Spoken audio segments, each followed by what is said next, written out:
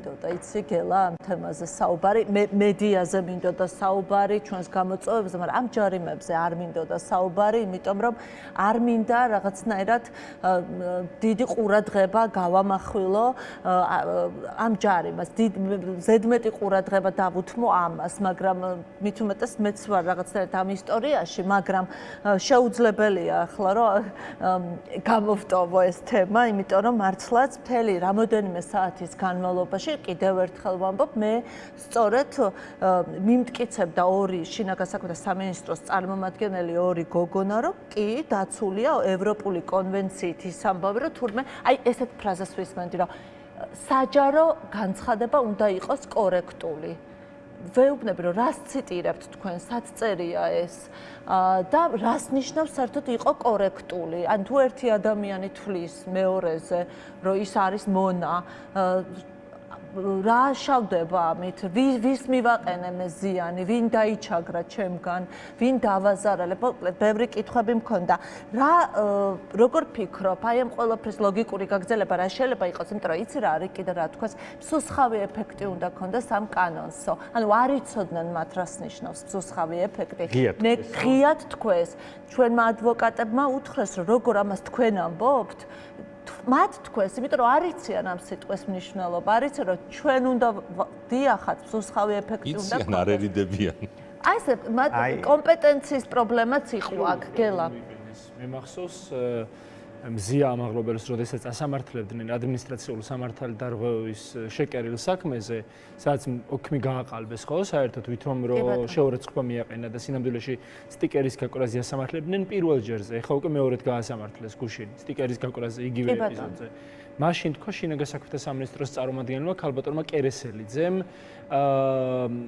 მარიამმა სუსხავი ეფექტი უნდა ჰქონდესო და ხო, მარიამი ყველა საქმეში, ანუ სადაც მარიამისგან არის საჭირო მიაჩნიათ, მას აგზავნიან ხოლმე, ის გონიათ ყველაზე გამოცდილი და ხო, დამსუსტებელი ასე ვთქვათ.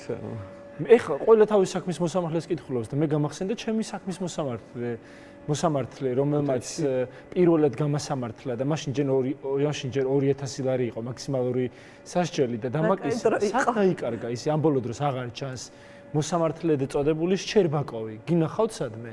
არა, ეხა ცაცუა, ენუქიძე, თეთრაული და ეგენი ფიგურირებენ ყველგან და ეს შჩერბაკოვი აღარ მსმენია, მაგრამ მოკლედ რის თქმა მინდა რომ ჩვენ ნახეთ რომ უკანასკნელ პერიოდში განსაკუთრებით საპარლამენტო არჩევნების შემდეგ მას შემდეგ რაც ქვეყანას მართავს ქართული ოცნება რეჟიმის სახით, ხომ?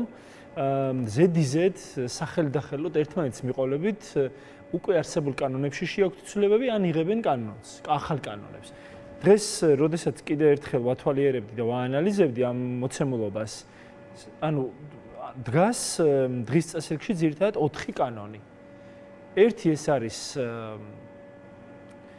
გრანტების შესახებ კანონი, რომლითაც ანუ ჯარიმებთან ერთად მინდა განვიხილო ეგ ამბავი ცოტა კომბინაციაში ასე ვთქვათ რა, ჯარიმა და Facebook-ში რას დავწერთ თითოეული ჩვენგანი, ან რას ვიტყვით ეთერში, ეს ხომ არ არის ცალკე აღებული ამბავი, ანუ რეალურად ქართული ოცნება გვიპირისპირდება კანონებად ქცეული რაღაცა ნაკრებით, თაიგულით და როგორც ზვიადმა თქვა, ანუ ყველა მიმართულებით ახორციელებს დარტყმას რა. და განსაკუთრებულად ეხლა მიზანში ყავს ამოღებული საზოგადოებრივი ორგანიზაციები, მედია და ოპოზიცია. ანუ მას შემდეგ რაც რეჟიმმა მოახერხა არჩევნებამდეც და არჩევნების შემდეგაც, რომ ყველა სახელმწიფო ინსტიტუტი პირდაპირ ამ სიტყვის მნიშვნელობით ჩაისვა ჯიბეში. ყველა საკონტროლებს, ხო, შეიძლება ერთი ხელის, ავი 5 თითზე ჩამოუთვალოთ ის მოსამართლეები სხვადასხვა რეგიონში გაფანტული, მათ შორის ზოგიერთი თბილისშიც, რომლებსაც არ მივიჩნევთ ჯერ კიდევ კლანის მოსამართლეებად. იშვიათი, აი რამდენიმე ასეთი ვიცი და მახსოვს, დანარჩენი სასამართლო ხომ მთლიანად ოკუპირებული აქვს რეჟიმს და ჯიბეში ყავს ჩადებული, ჩასმულიც არა, მოკლეს მთლიანად რა. და დარჩა ეს სამი მოთამაშე, ოპოზიცია, მედია და საზოგადოებრივი სექტორი, ანუ არასამთავრობო სექტორი.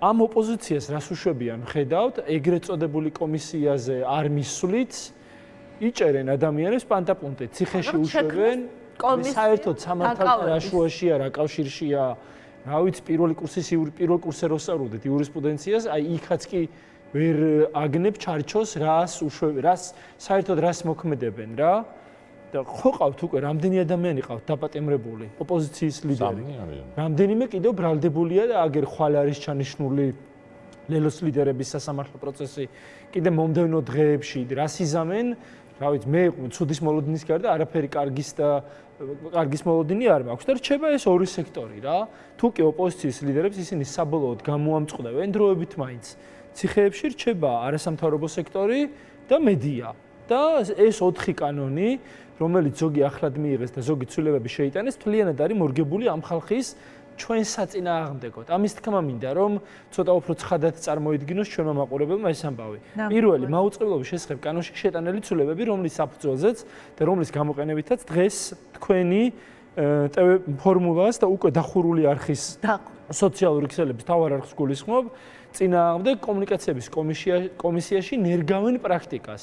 კი მე მაქვს მოლოდინი რომ იმ 3 ივლისს რომ ჩანიშნეს სარეზოლუციო ნაწილის გამოცხადება შესაძლოა დიდი ალბათობით ვინაიდან ეს ეგრეთ წოდებული დარღვევები 1 ივნისამდეა ჩადენილი ვითომ თქვენს მიერ შეიძლება რამე სანქცია ახლა არ დაგაკისრონ მაგრამ რა ეს არ ამსუბუქებს ვითარებას იმიტომ რომ პრაქტიკას ქმნიან მეორეზე რომ მეორედ რომ გიჩივლებთ ქართული ოცნება და დარწმუნებული ვარ რომ და იყავით რომ ეგრევე იჩივლებს მე უკვე გაფრთხილება წამოვა გაფრთხილებას მოყვება უფრო მძიმე ხასიათის სანქცია არ ვიცი შეიძლება საყვედური ან წერილობითი გაფრთხილება წერილობით გაფრთხილებას ავტორიზაციის შეჩერება ან ფინანსური სანქცია ფინანსურ სანქციას მაუწყებლობის ავტორიზაციის თუ უფლების გაუქმება და შეიძლება არ ვიცი 4 ოქტომბერს კონსტიტუციით 4 ოქტომბერს ჩანიშნულ თუ გათვალისწინებულ არჩევნებამდე მივალთ ამ დარჩენილი 2 ნაციონალური და 1 თბილისის არხით კავკასიას გულისხმობ თუ საერთოდ ვერ მივალთ და კრიტიკული მაუწყებლობის გარეშე დავრჩებით და ამ რეალობის წინაშე ვდგავართ ამ საფრთხის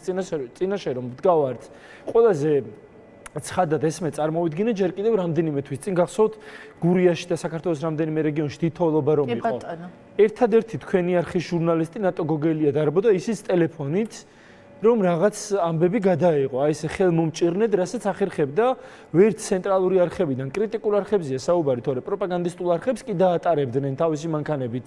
იქ სადაც ვითომ გზას ხსნიდნენ და იქ სადაც ვითომ ხალხს არ უჭირდა და ამბობდნენ რომ ხალხს არ უჭირს და სინამდვილეში 26 სოფელი 26 სოფელს გზა არ ქონდა და ხალხის საკვების და პირველადი მედიკამენტების გარეშე იყო დარჩენილი. ანუ მე ვიყავი მაშინ იქ და ყველაზე ცხადად წარმოვიდგინე რას ნიშნავს კრიტიკული არხების, ანუ რესურს შეზღუდული არხების არსებობა ან მათი საერთოდ არ არსებობა ამ ქვეყანაში და როგორ აისახება ეს ადამიანებს. მეორე ცხადი შემთხვევა არის ახლა ჩვენ მე ყოველდღიურად მიწევს საღამოს მაინც საინფორმაციო გამოშვებებს თვალი ვადევნო და ჩვენს გარშემო რეგიონებში უამრავი ადამიანი მართავს საპროტესტო აქციებს.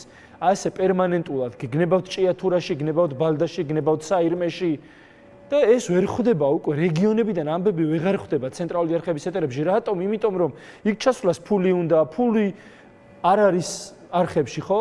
გრანტს კრძალავენ სარეკლამო კომპანიებს, რომლებიც დაკვეთა აქვთ, აგერ თქვენი არხიდან მოვისმინეთ, რომ უკან გააქვთ აუქმებენ ზედიზედ კონტრაქტებს, ანუ მაქსიმალურად ავიწროებენ ამ ტელევიზიებს, რომ ადამიანებამდე მათ გაჭირვებამდე ვერ მივიდეს და ვერ მოიტანონ. ეს რაც შეეხება მალე დავამთავრე, ბევრ დროს არ წავიღებ, ეს რაც შეეხება მაუწყებლობის კანონში შეტანილ ცვლილებებს. მეორე არის ეგრეთ წოდებული ფარა, ხო, ვითომ ამერიკული ფარა რო გადმონერგეს და სინამდვილეში ეს ფარა, იმიტომ მიიღეს ამერიკაში ის ფარა საერთოდ არ ეხება ჩვენი ტიპის, ჩვენი ყაიდის ორგანიზაციებს, რომლებიც ადგილობრივი კანონმდებლობით არიან დაფუძნებული და სამოქალაქო საზოგადოების გაძლიერებაზე, მოქალაქეთა ინფორმირებაზე, კანონის უზენაესობაზე მუშაობენ. იქ ეხება ლობისტურ კომპანიებს. მაგალითად შეეხო Russia Today, შეეხო რუსულ სპუტნიკს, რომლებიც სხვა ქვეყნის ინტერესებს ატარებენ. ამათ უნდათ რომ ასე ბრმად რომ ვითომ სხვა ქვეყნის ინტერესებს ვატარებთ მხოლოდ იმის გამო რომ უცხოეთიდან ფინანსდებით, ხო? მიზნობრივად ისიც, იმიტომ რომ დემოკრატია გავაძლიეროთ, იმიტომ რომ მოქალაქეებს ინფორმაცია მივაწოდოთ, იმიტომ რომ ჟურნალისტური გამოძიებები ჩავატაროთ მათ მიერ ჩადენილი დარღვევების და კორუფციის უზარმაზარ მასშტაბებზე.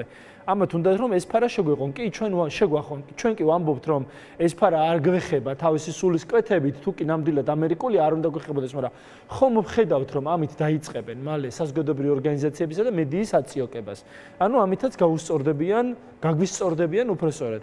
მესამე ამბავი არის გრანტების შესახებ კანონი. ანუ თუ კი იმის გავსად გასულ წელს მიღებული ეგრეთ წოდებული აგენტების შესახებ მიღებული რუსული კანონისა, მოვახერხებთ ერთიანობას და არც ამ ეგრეთ წოდებულ ფარას თუ კი ისინი ჩვენზე ამას გაავრცელებენ, არ დავემორჩილებით და ორგანიზებულ წინააღმდეგობას გავუწევთ, იმიტომ რომ მე პირადად არც ერთ ჩვენგან ვინც აქ ვართ არ ვაპირებთ ეს მადისკრედიტირებელი მთელი ცხოვრება რომ უნდა ვატარო ეს სიარლიყი აგენტის სიარლიყის ნებით დაკვრას ეს არ მოხდება არაფრის ფასად არანაირი რისკის და პასუხისმგებლობის ფასად მე და ჩვენ აქ მყოფნი და ჩვენი მეგობრები და კოლეგები ამას არ გავაკეთებთ ამიტომ ცხადია რომ ბოლომდე შევდივართ წინააღმდეგობაში და რა მოიფიქრეს ვინაიდან ისინი ამას ელოდნენ გრანტების შესახებ კანონში შეიტანეს სულილება ანუ მხოლოდ ჩვენ კი არ შეგვზღუდეს უკვე დონორ ორგანიზაციებს თხოვენ რომ გელამთივლიშვილის ორგანიზაციას რომ ან საერთაშორისო გამჭვირვალობას ან მედია ადვოკატების კოალიციას რომ მივცეთ გრანტი აი მაგალითად მე რომ მომცენ გრანტი იმიტომ რომ მაღალჩინოსნების მიერ ჩადენილი კორუფციული საქმე გამოვიძიო ამაზე ყობახიძის ნებართვა საჭირო და ეხლა ხომ სიგიჟია ყობახიძე დასტახდეს მისი კაბინეტის წევრების, ან სხვა მაღალჩინოსნების, ან სხვა სტრუქტურების და უწყებების მიერ კორუფციული ფაქტის ნებით გამოძიებას თან ამაში რომ დათანხმდნენ რომ ფული მიეცით რომ კი წაახალისეთ რომ გამოიძიოს და რესურსები გაუჩინეთო. და აი ამ ყველაფრის შემდეგ ამ კომბინაციის შემდეგ როცა ასე კომპლექსურად გვებრძვიან თუ პროტესტი გაგიჩნდება და ქუჩაში გახვალ მინიმუმ 5000 ლარით დაგაჯარიმებენ ან შეიძლება 45 დღემდე ვადით ციხეშიც თუ იზოლატორშიც გიკრან თავი, რაღა იზოლატორი ციხეს უტოლდება. ლამის ორი თვე რომ გამომკეტავ იზოლატორში რა, ლამის წინასწარი პატიმრობის ტოლფასი ამბავია და ადმინისტრაციული სამართალდარღვევის საქმეებზე სანქციები იმგვარად გაამკაცრეს, რომ ფაქტობრივად სისხლის სამართლის დანაშაული ტოლფასი სანქციებით გდევნიან და გსჯიან. და თუ Facebook-ში დაწერ რომ უკმაყოფილო ხარ და ძალიან მოკლედ გაკაც თუ ქუჩაში არ გახვედი და მოერიდე რომ იმ რაღაცა ჩინური სახესამომცნობი კამერებით 5000 ლარიან ჯარიმას აერიდო დავუშვათ ხომ? მერე უკვე Facebook-ში თუ გამოხატავ უკმაყოფილებას და იტყვი მაგალითად რომ ზია ამაღლობელს ასამართლებს კლანის მოსამართლე რაც ყველაზე მსუბუქი შეფასებაა ყველაზე მსუბუქი ამბავია მოცემულობაა გეუბნებიან რომ ესო შეფასებაა და ამის გამო გიჩივლებენ მე იმაში ისევ შსს გაგიშვებს სასამართლოში აი ესე წრეზე ტრიალებენ რა და ის დაგაჯარიმებს 4-5000 ლარით და ეხა რაც შეეხება აი მაგალითად ტერმინს ანუ მზია ამაღლობელის საქმეს სისხლის სამართლის საქმეს განიხილავს მოსამართლე და წოდებული ნინო სახელაშვილი ქალი რომელსაც არა აქვს სისხლის სამართლის კვალიფიკაცია ხო პროცესი ხო დამტკიც და მე არც ერთი პროცესი არ გამიწვია არ გაგვიცდენია აქ მყოფებს მზიას საქმის განხილვის და ჩემთვის ის მოცემულობა რასაც იქ ვხედავ რასაც თვალს ვადევნებ რასაც ვაფასებ ის არის უკვე ფაქტი ანუ შეფასება შეიძლება იყოს რაღაცა წინარე ეტაპზე მაგრამ არის მერე ეტაპი როცა ეს შეფასება როცა იხუნძლება მთელი რიგი გარემოებებითა და მტკიცებულებებით ხდება ფაქტი. ჩემთვის ახლა ფაქტია, რომ ნინო სახელაშვილი არის მურუსიძის და ივანიშვილის კლანის მოსამართლე. და ამაზე როგორ შეიძლება ვინმე მიჩილოს, რომ შენ შეფასებას აკეთებ? ეს არის ფაქტი. იმიტომ რომ ქალმა სამჯერ გაუხანგრძლივა პატიმრობა არ დართო ნება ადვოკატების შუამდგომლობის მიუხედავად, რომ მზია იმ შუში ჩემოფარგლული სივრციდან გარეთ დამჯდარიყო ადვოკატებთან უკეთესი კომუნიკაციისთვის. არ აქვს სისხლის სამართლის კვალიფიკაცია. მოსამართლეს კითხვა არ დაუსვამს 10 თუ 11 პროცესია მოწმეებისთვის, ბრალდების მხარის მოწმეებისთვის. უსმენს უბრალოდ. მეტი არაფერი. ეს შეიძლება ამაზე არ თქვა რომ ეს არის კლანის მოსამართლე?